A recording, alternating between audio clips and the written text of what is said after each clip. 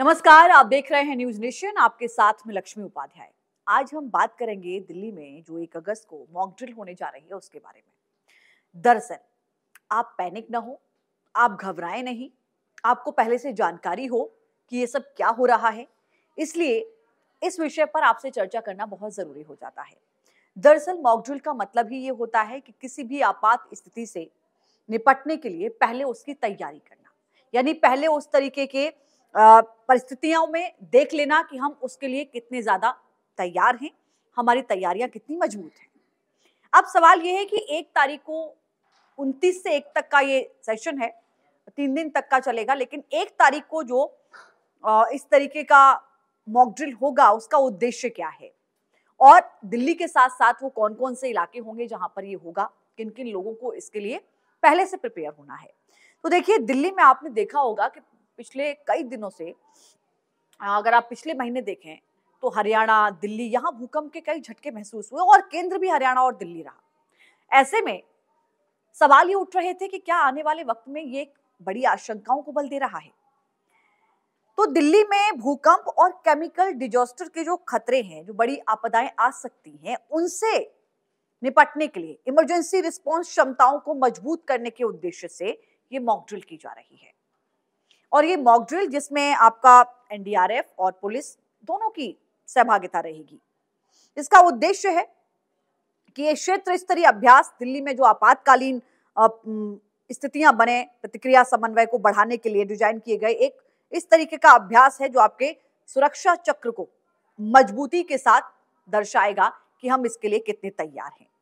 इसके अलावा ये दिल्ली के साथ साथ हरियाणा और यूपी के भी कई जिले ऐसे होंगे, 18 से ज्यादा जिले ऐसे होंगे जिनको इसमें शामिल किया जाएगा, यानी कि वहां पर भी ये स्थितियां आपको नजर आएंगी। ऐसे में आपको क्या करना है, मान लीजिए आप दिल्ली के उस इलाके में हैं जहां पर ये मॉक ड्रिल हो रही है, आपने अचानक से देखा कि सायरन बज गए और आप घबरा गए, तो आपको घबराना नहीं है। सायरन की आवाजें आपको सुनाई दे सकती हैं क्योंकि ये मॉक ड्रिल से पहले एक लोगों को अलर्ट करने का सिग्नल होगा। आपको सायरन की आवाजें सुनाई दे सकती हैं। हो सकता है कि आपको अपने इलाके में बहुत ज्यादा एम्बुलेंस के सायरन सुनाई दें, आपको सेना की मूवमेंट नजर आए, आपको पुलिस की मूवमेंट नजर आए। ऐसे में आपको पैनिक नहीं होना है, आपको घबराना नहीं है कि ये क्या हो रहा है। इसीलिए ये जानकारी आपके साथ साझा करना बेहद जरूरी हो जाता है कि ये मॉक ड्रिल पहले से जो है वो निर्धारित है, लेकिन इसमें उसी तरीके की सिचुएशंस बनाई जाएंगी, उस तरीके की परिस्थितियों को क्रिएट किया जाएगा कि अगर हकीकत में ऐसी परिस्थितियां बनती हैं तो उसके लिए हम कितने तैयार हैं। कोई बड़ा भूकंप आता है, अगर कोई ऐसी परिस्थिति बनती है तो उसके लिए हमारी क्षमता क्या है, केमिकल डिजास्टर के लिए हमारी क्षमता क्या है, इन तमाम चीजों का आकलन मजबूती के साथ किया जाएगा। इसके अलावा अब आप एक समझिए कि ये 11 जिलों से ज्यादा ऐसे हैं जहां पर होगी। डीडीएमए की एक सलाह में ये कहा गया कि एक ऐसा शहर बनाने की दिशा में महत्वपूर्ण कदम है जो बड़ी आपदाओं से निपटने में सक्षम हो। दिल्ली देश की राजधानी है और दिल्ली की जब बात होती है तो निश्चित तौर पर यह कहा जाता है कि इसको सुरक्षा के लिहाज से अभेद्य किला बना देना चाहिए, और दिल्ली में हमेशा सुरक्षा अभेद्य रहती भी है। लेकिन जब इस तरीके की कोई प्राकृतिक आपदाएं आती हैं तो उसके लिए हम कितने मजबूत हैं। तो ये कहा जा रहा है कि आपदाओं से निपटने में सक्षम हो, इसमें नागरिकों के अभ्यास के दौरान पूर्ण सहयोग करने और घबराने से बचने, यानी कि कोई ऐसी अफवाह अगर आप तक पहुंच जाती है कि कहीं पर भूकंप आ गया, क्योंकि 18 से ज्यादा ऐसी जगह हैं जहां पर ऐसी परिस्थितियां बनाई जाएंगी कि आपको ऐसा लगेगा क्या भूकंप आ रहा है, लेकिन वो भूकंप होगा नहीं, वो सिर्फ मॉक ड्रिल के लिए होगा। तो अभ्यास के दौरान निवासियों को एम्बुलेंस, दमकल की गाड़ियां, पुलिस वैन, सेना ट्रक, ये तमाम चीजों की आवाजाही आपको अपने एरिया में नजर आ सकती है, जिससे आपको बिल्कुल घबराना नहीं है।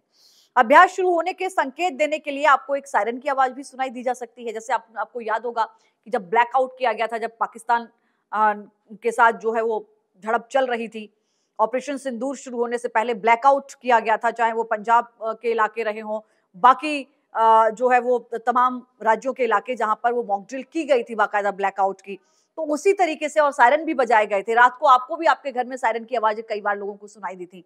तो ऐसे में उस तरीके की स्थितियां यहाँ सायरन के जरिए आपको बताया जाएगा कि खतरे के लिए, कि इस तरीके का खतरा हो सकता है, लेकिन ये एक्चुअल में खतरा नहीं होगा, ये मॉक ड्रिल के लिए आपको इस तरीके का सिग्नल दिया जाएगा।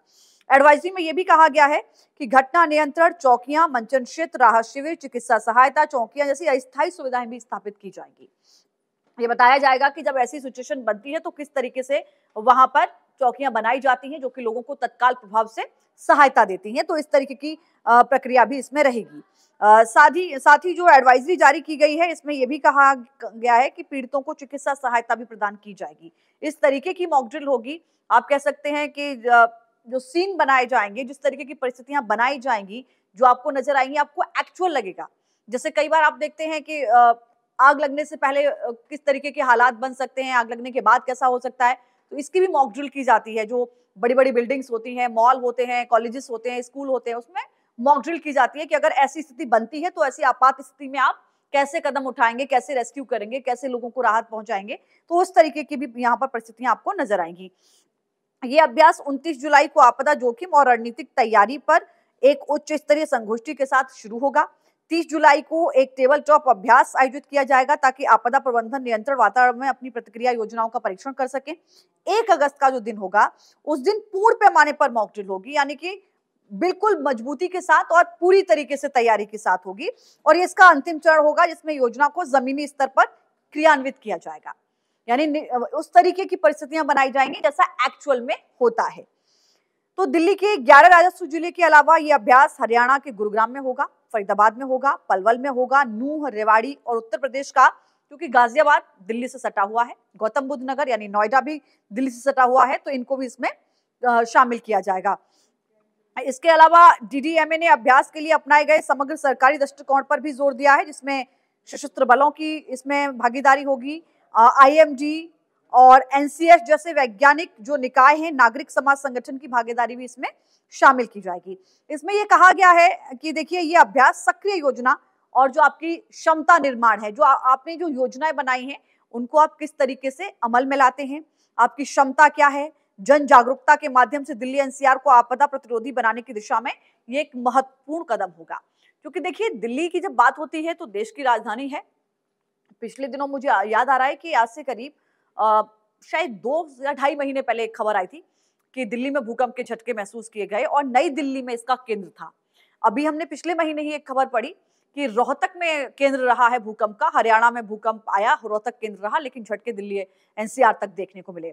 उसके बाद फिर से एक खबर आती है कि हरियाणा में ही इसका जो है वो बेस रहा था, यानी कि, और तीव्रता हालांकि कम थी, लेकिन इस तरीके के जब भूकंप के झटके आते हैं तो निश्चित तौर पर इस तरीके की परिस्थितियां कब कहां कैसे बन जाएं कोई नहीं जानता प्राकृतिक आपदाओं को लेकर। तो ऐसे में आपको पहले से इनके लिए तैयारी रखनी होगी और इन्हीं तैयारियों को एक बार परखने के लिए, उनको और मजबूत करने के लिए इस तरीके की मॉक ड्रिल हो रही है। तो अगर आप भी गुरुग्राम में रहते हैं, फरीदाबाद में रहते हैं, नोएडा में रहते हैं, गाजियाबाद में रहते हैं, दिल्ली के उन इलाकों में रहते हैं जहां पर ये मॉक ड्रिल होगी, तो आपको पैनिक होने की जरूरत नहीं है। आपको सहयोग करना है, आपको सावधान रहना है और आपको समझना है कि इन परिस्थितियों में हम कैसे सहयोग कर सकते हैं और कैसे इन परिस्थितियों से हमें निकालने के लिए सरकार और वो विभाग जो इसके लिए जिसका जिम्मा उठाते हैं वो तैयारी कर रहे हैं। फिलहाल के लिए इतना ही। नमस्कार।